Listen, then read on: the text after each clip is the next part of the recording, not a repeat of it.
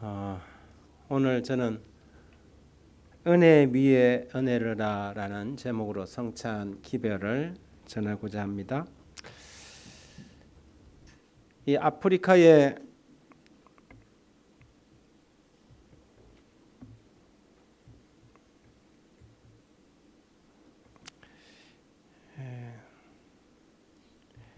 황량한 이 들판에 표범 한 마리가 구슬프게 계속해서 울부짖고 있었습니다. 이 어미 표범에게는 세 마리의 새끼 표범이 있는데 그 세 마리 가운데 한 마리가 그 물소들의 그 행진하는 이렇게 뛰어오는 바람에 한 마리가 상처를 입고 이렇게 쓰러져 있었습니다. 그 외에도 두 마리의 새끼가 있는 표범은 갈등하고 있습니다. 이 한 마리를 버려두고 가야 하는지 아니면 이 한 마리를 데리고 가야 하는지. 여러분, 이 광야에는 수많은 하이에나를 비롯해서 맹수들이 우글거리고 있죠. 이 어린 새끼를 포기하고 놔두면 얼마 지나지 않아서 맹수들에 의해서 이 어린 새끼는 아주 처참하게 죽임을 당할 것이었습니다. 그래서 부르짖고 있는 어린 이 표범이 이렇게 울음을 터뜨리고 있는 이 상황에서 어미 표범이 지금 갈등하고 있는 것입니다. 어떻게 해야 하면 되겠습니까? 두 마리의 새끼를 키워야 하는 어미의 표범, 그러나 한 마리를 놓치지 않아야 하는 이 갈등 속에 어미 표범이라면 어떻게 하는 것이 옳은 것일까요?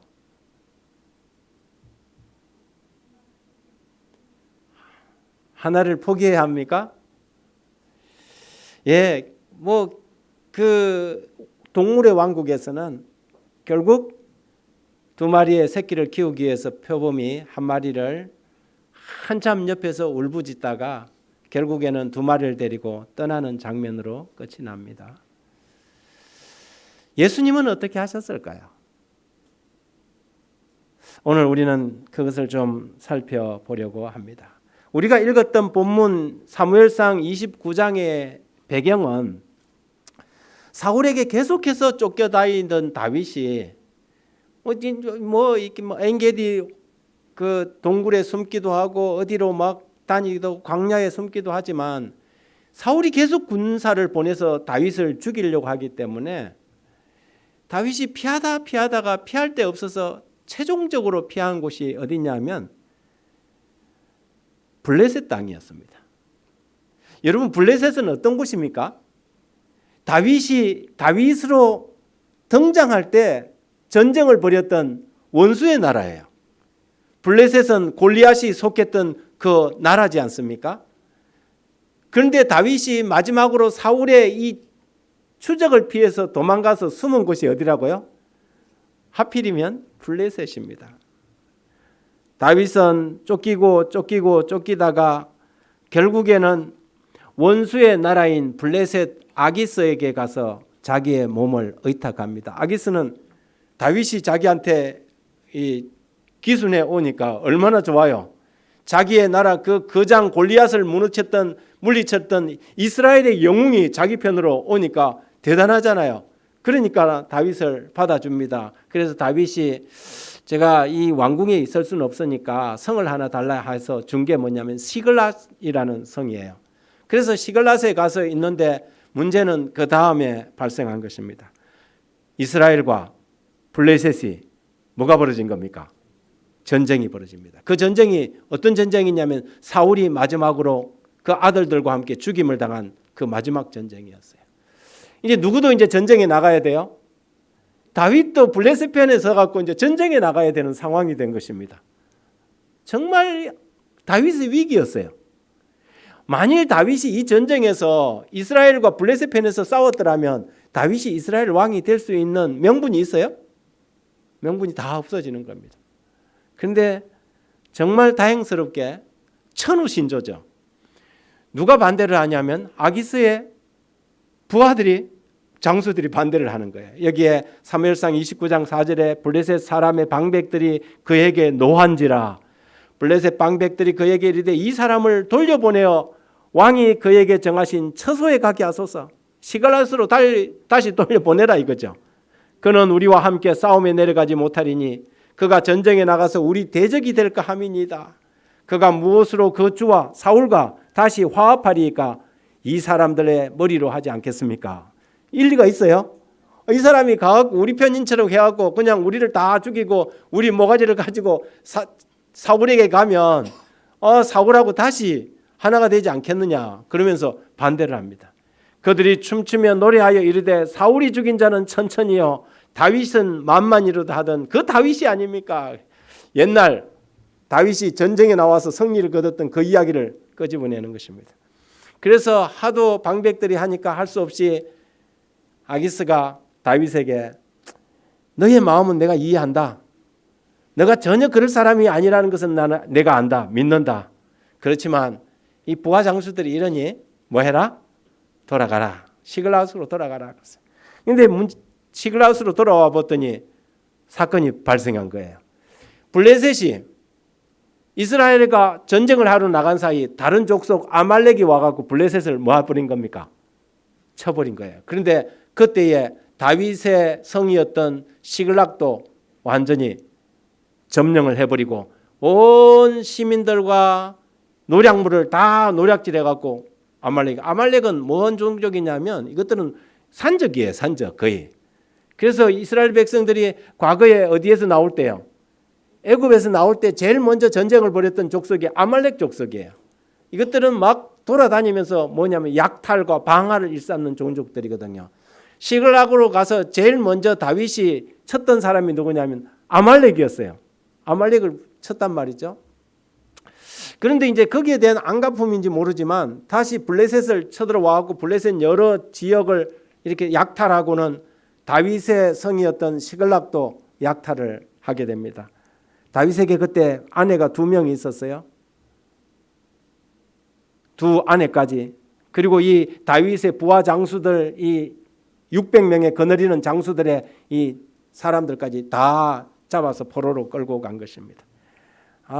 그것을 보고 이 다윗의 부하 장수들이 상당히 이렇게 보면 다윗과 그의 사람들이 사흘 만에 시글락에 이른 때에 아말렉 사람이 이미 네겝과 시글락을 침노하였는데 그들이 시글락을 쳐서 불사르고 거기에 있는 젊거나 늙은 여인들은 한 사람도 죽이지 아니하고 다 사로잡아 끌고 자기 길로 갔더라. 다윗과 그 사람들이 성읍에 이르러 본즉 성읍이 불탔고 자기들의 아내와 자녀들이 사로잡혔더라. 이 사람들이 다윗이 끌고 다니는 이 600명의 군사들이 주로 누구예요? 이스라엘의 정규군들이 아니에요. 잡류들이죠. 잡류들. 다윗이 사울에게 막 쫓겨서 다닐 때에 어디로 다녔어요? 안 보이는 데로 다니고 막 이럴 때 순 뭐 이렇게 깡패들 뭐 이런 사람들을 모아갖고 600명이 다윗을 따르고 있는데 이 사람들이 성질이 얼마나 불같아요. 이게 다 다윗 때문이다 하니까 막 돌을 들어서 막 다윗을 죽이려고 그런 거예요. 그때 다윗이 하나님께 기도하게 되죠.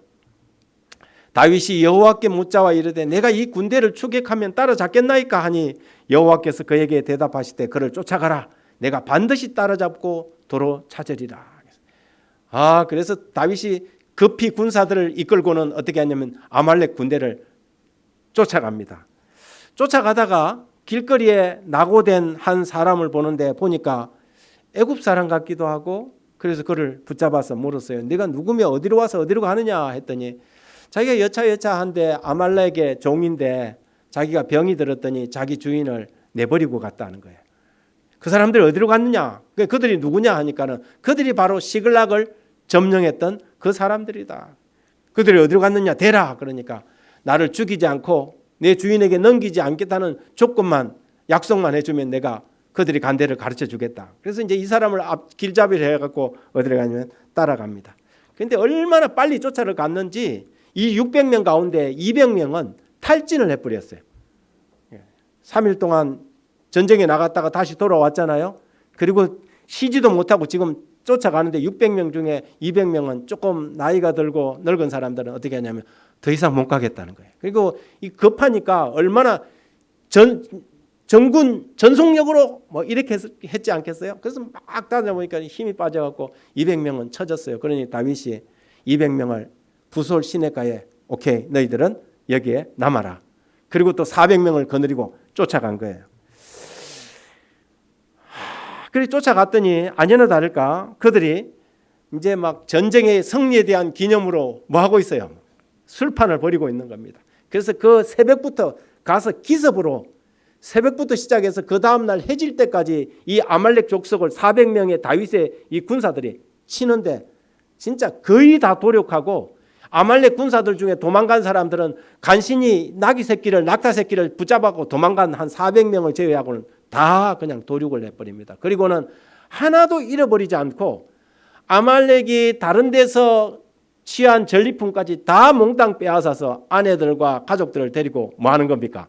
지금 돌아오고 있는 길입니다. 여기 우리가 읽었던 내용의 주 내용입니다. 다윗이 전에 피곤하여 능히 자기를 따르지 못함으로 부솔 시내에 머물게 한 200명에게 오매 승리를 하고 전리품을 가지고 오매 그들이 다윗과 그와 함께 백성을 영접하러 나오는지라 다윗이 그 백성에게 이르러 문안하며 다윗과 함께 갔던 자들 가운데 악한 자와 불량배들이 다 이르되 그들이 우리와 함께 가지 아니하였은즉 우리가 도로 찾은 물건은 무엇이든지 그들에게 주지 말고 각자의 처자만 데리고 떠나게 하자. 무슨 말인지 알겠어요? 지금 전쟁을 아말렉가 하러 갔는데 그 중에 한 200명은 아유 더 이상 못 가겠다고 이제 쳐졌단 말이에요. 그러니 그들은 지금 군화를 벗고 부솔 시내가에서 발을 담그고 있고 나머지 400명은 가서 기습 작전을 해갖고 목숨을 걸고 어떻게 했어요? 싸웠어요. 죽느냐 사느냐 하는 아주 목숨을 걸고 전쟁터에서 피나는 전투를 해갖고 그들이 간신히 이겨서 뭐 한 겁니까? 전리품과 가족들을 가지고 돌아온 거예요. 그랬더니 돌아오니까 군인들이 돌아오니까는 발 씻고 발 담그고 있던 사람들이 다시 전투화를 신고 오셨습니까? 그랬어요. 보니까 어떻게 해요? 전쟁에 나갔던 사람들은 온 갑옷과 얼굴이 피칠갑이에요. 여러분 전쟁에 나가서 요즘처럼 총 빵빵 쏴서 싸우는 전쟁이 아니고 칼을 갖고 싸우던 시대에 여러분 칼 한 번 친다고 사람이 죽습니까? 그렇지 않아요. 여러분 쇠뭉치와 망치와 칼을 가지고 상대방을 칠 때는요. 그 사람의 동맥에서 튀어오르는 피가 온 얼굴과 사방에 퍼져나가는 것입니다. 그러니 이 400명의 모습은 뭐예요? 아주 지금 피덩이 속에 쌓여있는 모습이고 중간에 가다가 200명은 쉬고 있는 사람들이에요. 그런데 이 온 전쟁에서 승리를 거두고 온 사람들이 하는 말이 이 사람들은 그 전쟁에 동참하지 않았으니까 자기들 가족들 잃어버린 처자만 데리고 돌아가게 하십시오. 그리고 우리가 얻은 이 전리품은 전쟁에 나갔던 사람들이 취하겠습니다. 합리적입니까? 공정합니까? 합리적이잖아요. 그렇지 않아요? 굉장히 합리적인 이야기예요. 공정한 이야기예요. 여러분 같으면 그렇게 하지 않겠어요? 내가 지금 그냥 가서 뭐 물건 주워 갖고 나누는 게 아니고 목숨 걸고 싸워서 지금 전리품을 가져왔는데 자기 가족들이라도 데려가게 하는 게 합리적이잖아요.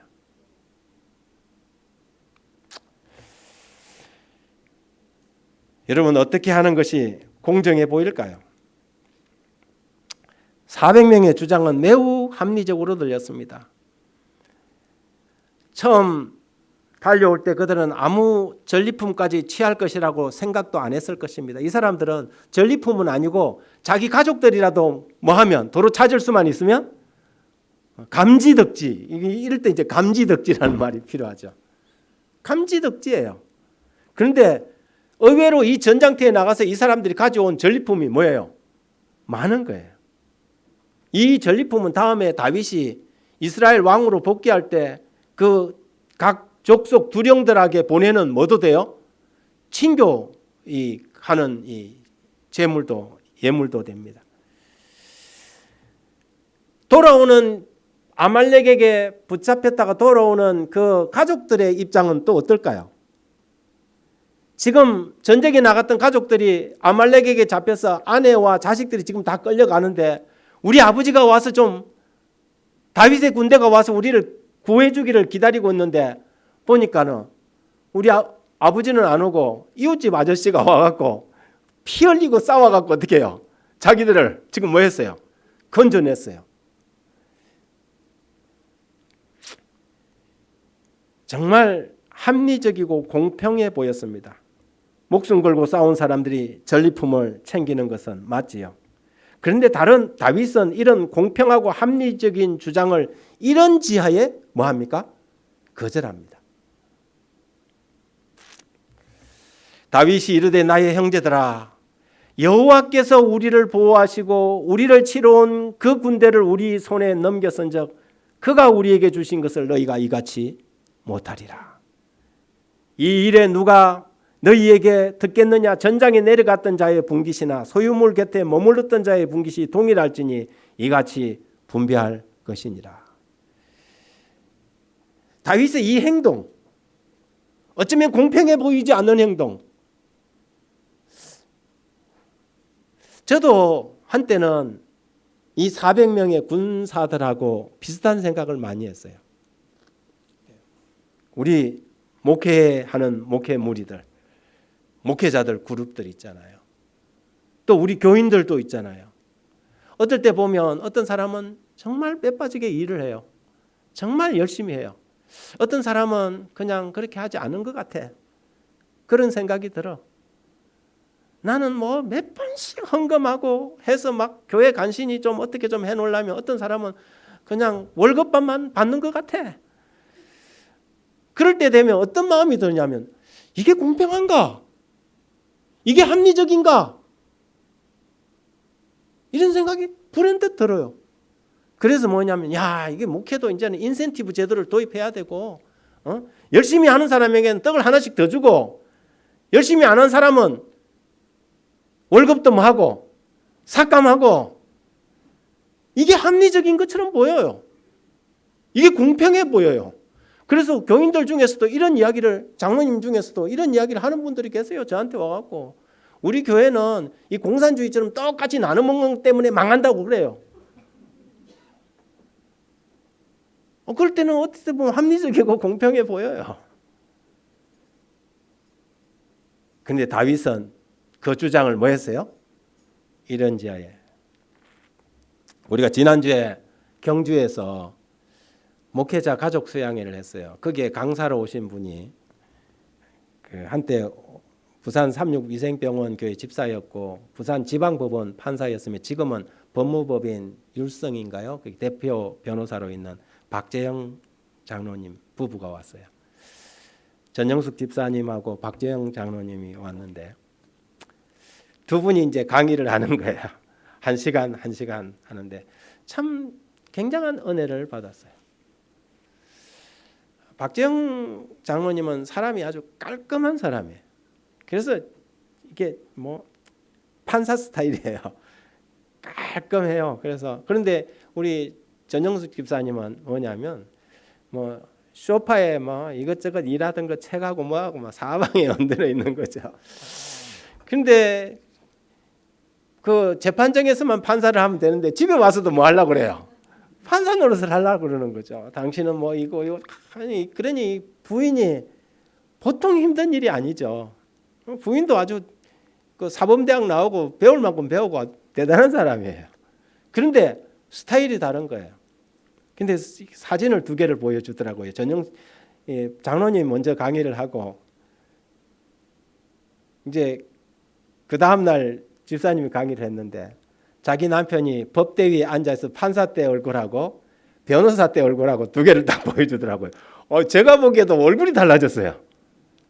판사 때 얼굴은 끈엄해갖고 탁 있는데 변호사 얼굴은 지금 이 사진이에요. 죄인을 바라보는 관점이 완전히 다르더라는 거죠. 변호사 때하고 판사 때하고. 똑같은 죄인인데 판사는 항상 공정을 공정을 추구해요. 근데 변호사는 어떻게 해요?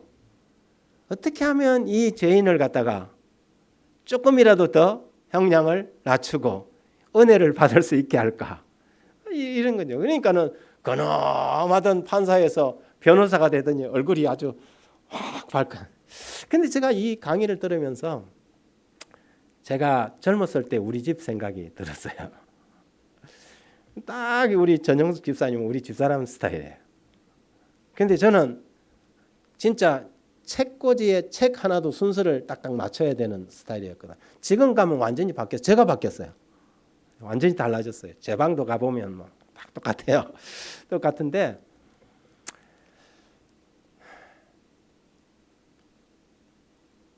젊은 시절에 제가 퇴근이 뭐 있는 게 아니고 방문이나 이런 걸 갖추고 집으로 돌아오면 우리 집사람은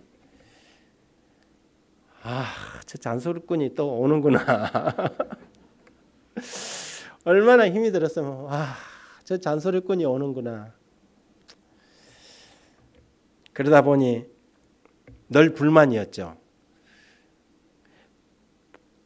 여러분, 이 세상의 문제가 저는 공정하지 못해서 문제가 발생한다고 생각했어요. 이 세상의 문제가 합리적이지 못해서 이 세상이 불행하다고 생각했어요. 근데 알고 보니까 불행한 이유는 너무 공정하려고 그러고 너무 합리적인 걸 추구하기 때문에 그렇더라는 거죠. 항상 그 공정과 합리는 누구 입장에서 합리적이고 누구 입장에서 공정한 거예요? 자기 입장에서, 내 입장에서 공정한 거예요. 그러다 보니까 우리의 가정이, 우리의 공동체가, 우리의 사회가 항상 뭐냐면 서로 싸우고 물고 뜯고 불행한 거죠. 내 입장에서의 공정, 내 입장에서 합리적인 것을 추구하니까 그런 거죠. 이 사회가, 우리 가정이 행복하기 위해서 우리가 바라보는 공정과 정직과 평등, 혹은 이런 개념이 아니라 은혜의 관점으로 바라보는 것이 필요하다는 것을 알게 된 것입니다. 여러분, 우리가 잘 아는 그 유명한 소설이 있죠. 라미제라블이라는 장발장 이야기. 빵 한쪽 훔친 것 때문에 이리저리 걸려들어서 마침내는 19년이라는 옥살이를 한 그 마음의 분노의 시선으로 세상을 미움과 분노의 마음으로 바라보던 장발장이 미리엘이라는 신부의 도움으로 새 사람이 됩니다. 모든 것이 그렇잖아요. 빵 한 쪼가리 훔쳐갖고 19년 옥살이를, 애먼 옥살이를 한다고 생각해 보십시오. 그러니 이 세상을 어떻게 바라보겠습니까? 이 세상은 공정하지도 않고 합리적이지도 않고 정말 이렇게 원망과 분노만 가득 차 있는 그가 뭘 합니까? 이 신부에게서 언접시 하나를 훔치지 않습니까? 그런데 경찰한테 잡혔어요. 그래서 잡혀갔는데 그런 그에게 미리엘 신부가 그건 내가 선물로 준 거다. 그리고 이 촛대도 줬는데 왜 안 가져갔느냐. 여러분, 상상할 수 없는 은혜를 경험하게 되죠. 분노와 미움의 시선으로 바라보던 이 사람의 삶이 극적으로 변화되는 것은 공정과 정직과 상식과 합리 때문에 변화된 것이 아니에요. 이 사람의 삶을 송두리째 바꾼 것은 이 자기가 기대하지 않았던 미리엘 신부의 은혜 때문이었어요. 이 세상이 달라지는 것은 여러분 합리적인 어떤 공정과 상식 때문에 달라지는 거 아니에요. 맨날 우리가 이게 상식이냐 공정이냐 이렇게 이야기를 해봐야 세상은 하나도 달라지지 않아요. 하나님께서 여러분 십자가는 은혜예요. 십자가는 길을 잃은 이 세상에 하나님께서 베푸신 은혜의 이야기인 것입니다. 그래서 오늘 우리는 이 성만찬을 합니다. 저는 성찬을 은찬이라고 그렇게 부르기를 좋아합니다. 여러분, 하나님의 속죄소, 죄가 속하는 속죄소를 다른 말로 뭐라고 합니까? 시언소라고 불러요. 시언자. 죄가 속해지는 속죄소, 그 속죄소 안에 뭐가 있어요?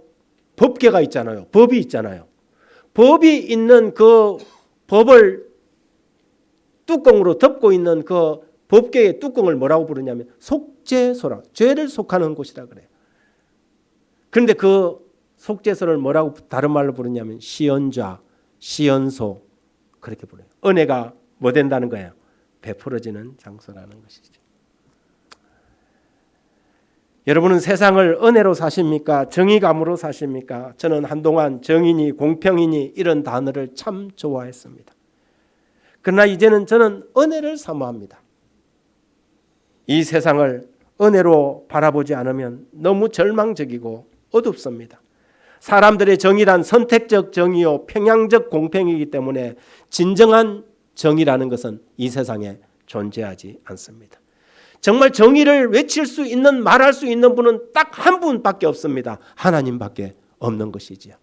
그런데 하나님마저도 그 하나님의 율법의 계명을 예수님의 은혜의 육체로 덮고 있는 그 장소가 바로 시온소 은혜의 장소인 것입니다. 하나님은 은혜의 주님이십니다. 우리가 행하는 성찬은 은혜의 성찬, 은혜의 찬, 그래서 은찬이라고 부르는 것입니다. 하나님이 베푸신 은혜를 깊이 생각하면서 우리가 살아가는 공동체에서 은혜의 눈으로 다른 사람들을, 우리의 동료들을 바라볼 수 있게 되기를 간절히 바랍니다. 성경은 예수님을 은혜의 사람이라고 부릅니다. 요한일서 1장 16절 17절에 우리가 다 그의 충만한 데서 받으니 은혜 위에 은혜를. 율법은 모세로 말미암아 주어진 것이요 은혜와 진리는 예수 그리스도로 말미암아 온 것이라. 은혜와 진리는 예수 그리스도로 말미암아 온 것이라. 카리스 카이 알레세이아 이 예수스 크리스토스 헤게 네토. 은혜와 예수 진리는 예수님으로부터 온 것이라. 십자가는 은혜의 실제이며 은혜가 베풀어진 현장입니다. 하나님의 보좌는 죄를 속하는 속죄소인 동시에 은혜를 베푸는 시온소입니다. 여러분을 이제 그 은혜의 성찬으로 초대하고자 합니다. 성찬을 시작하기 전에 찬양을 한 곡 들으시겠습니다.